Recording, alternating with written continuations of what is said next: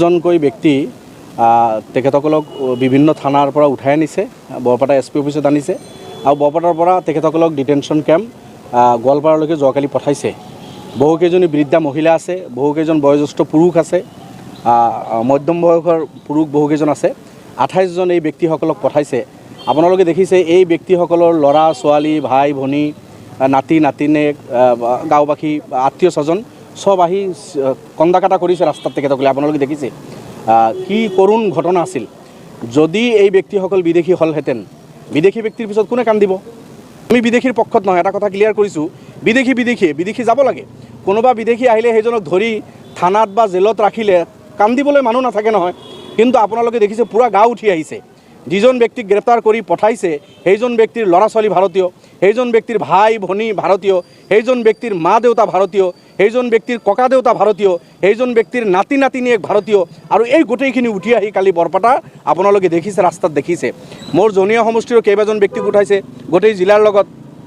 শুকুৰ মিয়া আৰু মালুম মিয়া এই দুজন ব্যক্তি জনীয়া সমষ্টিৰ হয়। আৰু এজন ব্যক্তি আছে ডিমাপুৰৰ, তেখেতে খৰিচালা মোৰ কলগাছিয়াৰ কাষতে থকা সেইজন ব্যক্তি, সেইজনক লৈছে। বাঘবৰ সমষ্টিৰ নিশাঞ্চৰ তাৰ পৰা এজন ব্যক্তিক উঠাইছে, তেখেতৰ হৈ এই ব্যক্তিজন আছে, কি নাম আছে? মনোয়াৰা খাতুন। বাঘবৰ সমষ্টিৰ নিশাঞ্চৰৰ মনোয়াৰা খাতুন এজনী মহিলাক উঠাই নিছে। এনেকুৱা আৰু বহু গাঁৱৰ আপোনালোকে দেখিছে। তো শুকুৰ মিয়া আৰু মালুমৰ যি দুজন ব্যক্তিৰ মই কথা কৈ আছোঁ, তেখেতসকলৰ চাওক এই কাগজ পাতি। আব্দুল মুতালিব তেখেতৰ দেউতাৰ নাম। এই যিটো NRC হ'ল, NRCত আব্দুল মুতালিবৰ নাম আহিল, শুকুৰ মিয়া মালুম মিয়াৰ নাম আহিছে, ভোটাৰ লিষ্টত নাম আছে, বৰাবৰ তেখেতসকলে ভোট দি আহিছে। আৰু এটা পৰিয়াল দুজন ব্যক্তিক উঠাইছে, তেখেতৰ দেউতা আব্দুল মুতালিবৰ 1949 চনৰ NRCত নাম আছে, 71 ভোটাৰ লিষ্টত বাপেকৰ নাম আছে।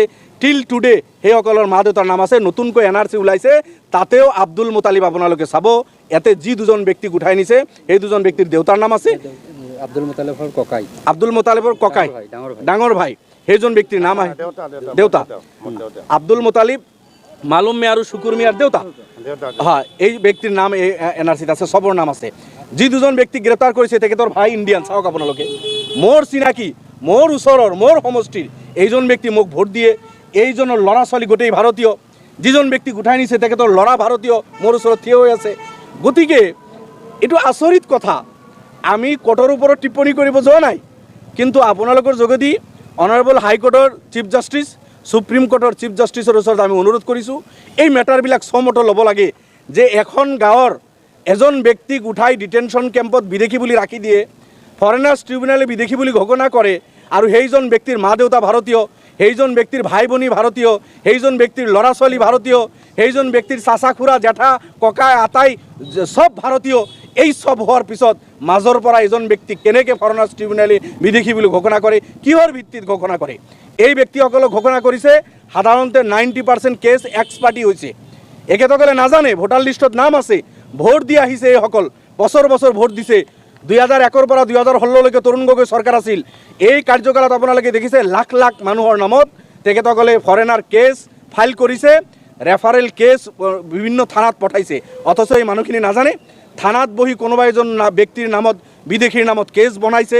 সেই কেছটো তেখেতসকলে FTৰ পৰা মাতিছে। এই দুখীয়া মানুহবিলাক খবৰে পোৱা নাই, বা খবৰ পালে উকিল ধৰিবলৈ পইচা নাই, বা তেখেতসকলে যে কোৰ্টত আহিব লাগে নাজানে। এনেকুৱা গৈ এই কেছবিলাক এক্সপাৰ্টি হৈছে। আজি ভাৰতীয় নাগৰিক সেইসকলক ধৰি নি ডিটেনশ্যন কেম্পত ভৰাই দিছে। কালিৰ কৰুণ ঘটনাটো আপোনালোকে দেখিছে। তো মই এতিয়া আপোনালোকৰ যোগেদি এইটোৱে ক'ব বিচাৰিছোঁ, মুখ্যমন্ত্ৰী ডাঙৰীয়া, অত্যাচাৰৰ এটা সীমা থাকে। আপুনি জুলুম অত্যাচাৰ কৰি সৰ্বসাধাৰণ ৰাইজক অত্যাচাৰ কৰি খুব বেছি ডাঙৰ মানুহ হ'ব নোৱাৰে। বহুত ডাঙৰ মানুহ আহিছে গৈছে, আপুনি মই এদিন যাব লাগিব। গতিকে এই নিপীড়িত মানুহৰ ওপৰত আৰু অত্যাচাৰ আপুনি নচলাব, এইটো মুখ্যমন্ত্ৰীৰ প্ৰতি মোৰ আহ্বান থাকিল। আৰু কোৰ্টক যিহেতু আমি ৰেচপেক্ট কৰোঁ, কোৰ্টৰ কোনো সিদ্ধান্ত ল'লে কোৰ্টতে যাব লাগিব। গতিকে ফৰেনাৰ্ছ ট্ৰিবিউনেলে বিদেশী ঘোষণা কৰিছে, আমি হাইকোৰ্টত যাম। হাইকোৰ্টত ফল নাপালে আমি সুপ্ৰিম কোৰ্টত যাম।